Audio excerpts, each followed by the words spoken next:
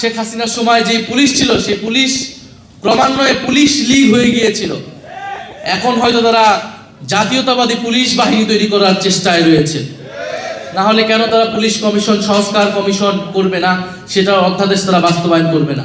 কিন্তু গণ অভ্যুত্থানের এতগুলো সময় পরেও, এতদিন পরেও আমরা সবাই এক জায়গাতে আছি।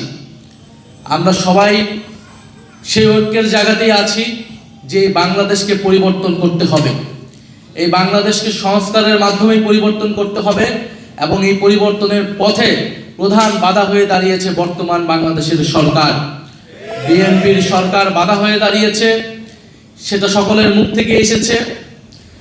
আমরা শহীদ পরিবারদেরকে মনে করি বাংলাদেশের জনগণের সম্পদ। তারা জুলাই যোদ্ধারা বাংলাদেশের জনগণকে প্রতিনিধিত্ব করে।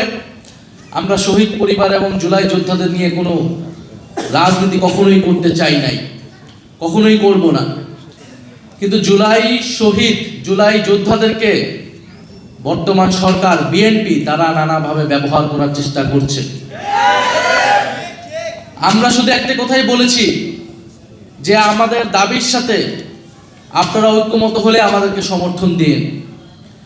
আমরা বলেছি বাংলাদেশে গণতন্ত্র প্রতিষ্ঠা হতে হবে, কথা বলার স্বাধীনতা থাকতে হবে, বৈষম্য দূর করতে হবে, আধিপত্যবাদ থেকে মুক্ত করে বাংলাদেশকে স্বাধীন এবং সার্বভৌম রাষ্ট্র হিসেবে আত্মপ্রকাশ করতে হবে, বাংলাদেশের অর্থনীতির উন্নয়ন করতে হবে, দুর্নীতি এবং লুটপাটের বিচার করতে হবে। কিন্তু আমরা দেখছি বাংলাদেশ সরকার গঠিত হওয়ার পর থেকে পিছনের দিকে হাঁটছে। বাংলাদেশ আবার পুরনো পথেই হাঁটছে এবং জুলাই যোদ্ধাদের নাম ব্যবহার করে বর্তমান সরকার তার নানা কাজের বৈধতা দেওয়ার চেষ্টা করছে। কখনো তারা ৭১-এর নাম ব্যবহার করছে, কখনো তারা জুলাই যোদ্ধাদের নাম ব্যবহার করছে। তারা আসলে কোনোটাকেই ধারণ করে না। তারা সকল আন্দোলনের সুবিধাভোগী ছিল, সকল আন্দোলনের সুবিধা নিয়েছে, কিন্তু কোনো আন্দোলন, কোনো গণ আন্দোলনের তারা প্রতিশ্রুতি কখনোই রক্ষা করে নাই। ইতিহাস এটাই বলে। আজকে এখানে আমার থেকে অভিজ্ঞ লোকেরা আছেন যারা ৯১-এর পার্লামেন্ট দেখেছে, যারা ৯০-এর গণ আন্দোলন দেখেছেন, অংশগ্রহণ করেছেন। ৯০-এর গণ আন্দোলনের পরে এই বিএনপি সরকার ক্ষমতায় ছিল, কিন্তু তারা সেই ৯০-এর গণ অভ্যুত্থানের ৩ দলের জোটের যে রূপরেখা তৈরি হয়েছিল সেই রূপরেখাকে তারা অস্বীকার করেছিল। তারা এখন জুলাই সনদের কথা বলছে যে জুলাই সনদ তারা অক্ষরে অক্ষরে পালন করবে, কিন্তু এই জুলাই সনদকে তারাই কলুষিত করেছে।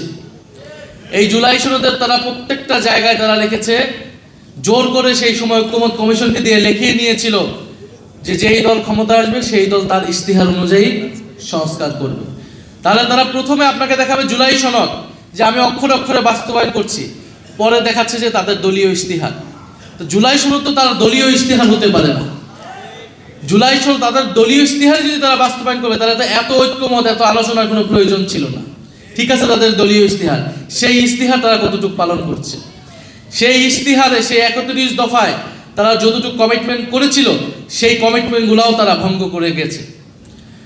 আমরা শেখ হাসিনার সময় যে পুলিশ ছিল সেই পুলিশ ক্রমান্বয়ে পুলিশ লীগ হয়ে গিয়েছিল। এখন হয়তো তারা জাতীয়তাবাদী পুলিশ বাহিনী তৈরি করার চেষ্টায় রয়েছে। না হলে কেন তারা পুলিশ কমিশন, সংস্কার কমিশন করবে না, সেটার অধ্যাদেশ তারা বাস্তবায়ন করবে না? শেখ হাসিনার সময় আমরা বিচার বিভাগ দেখেছি কিভাবে দলীয়করণ হয়েছিল, ফলে বিচারপতিদেরকে নিরপেক্ষভাবে নিয়োগ দিতে হবে, সেই অধ্যাদেশটাকে তারা বাতিল করে দিয়েছে। অর্থাৎ তারা দেশের প্রত্যেকটি প্রতিষ্ঠান, যেই প্রতিষ্ঠানগুলো দলীয়করণের ফলে দেশে একটা স্বৈরতন্ত্র প্রতিষ্ঠা হয়েছিল, ফ্যাসিবাদ প্রতিষ্ঠা হয়েছিল, সেই প্রত্যেকটি ব্যবস্থাকেই, প্রত্যেকটি প্রতিষ্ঠানের দলীয়করণকে তারা পুনর্বহাল রেখেছে। এটার মাধ্যমে তারা এটাই বার্তা দিতে চায় যে তারা সংস্কারের কথা, জুলাই সনদের কথা, জুলাই গণ অভ্যুত্থানের কথা মুখে বলবে কিন্তু অন্তরে ধারণ করবে না। তারা সে অনুযায়ী কাজ করবে না। ফলে বৈষম্যহীন বাংলাদেশ, সংস্কারের বাংলাদেশের পথে আমাদেরকে আবারও ঐক্যবদ্ধ হতে হচ্ছে। আমরা আপনাদের প্রতি কৃতজ্ঞতা জানাই, ধন্যবাদ জানাই। আপনারা অলরেডি মাঠে নেমেছেন, আপনারা অলরেডি কথা বলছেন। ঢাকা বিশ্ববিদ্যালয়ে আমাদের কিছু ভাইয়েরা অনশন করেছে দীর্ঘ কয়েক ঘন্টা এই গণভোটের গণরায়কে বাস্তবায়ন করার জন্য। আমরা ৭২ ঘন্টা তারা যারা অনশন করেছে তাদের প্রতি কৃতজ্ঞতা জানাই। আমরা আশা করেছিলাম যে সরকার দল সেখানে যে উপস্থিত হবে, তাদেরকে আশ্বস্ত করবে, কিন্তু আমরা দেখেছি তারা যায়নি। আমরা তাদেরকে ধিক্কার জানাই, যারা সংবিধান সংস্কার পরিষদের শপথ নিল না, যারা এই অধ্যাদেশগুলোকে বাতিল করে দিল। এখন আজকে করণীয় ঠিক করার জন্য এই মত বিনিময় সভার আয়োজন ছিল। আমার মনে হয় করণীয় আমরা ঠিক করতে পেরেছি কিনা। আমাদের গণ আন্দোলনের প্রস্তুতি নিতে হবে। গণ আন্দোলনের বিকল্প ছাড়া এই সরকার কোনোভাবেই এই সংস্কারের অধ্যাদেশ, এই সংস্কারের প্রতিশ্রুতিগুলো বাস্তবায়ন করবে না। আমরা চেয়েছিলাম সংসদেই সকল ফয়সালা হবে, আমরা এখনো চাবো সংসদেই সকল ফয়সালা হবে, কিন্তু সংসদকে যদি সরকার ব্যর্থ করে দেয়, সংসদকে যদি সরকার কুক্ষিগত করে দেয়, তাহলে রাজপথে আসার জন্য আমরা সর্বাত্মকভাবে প্রস্তুতি নিচ্ছি।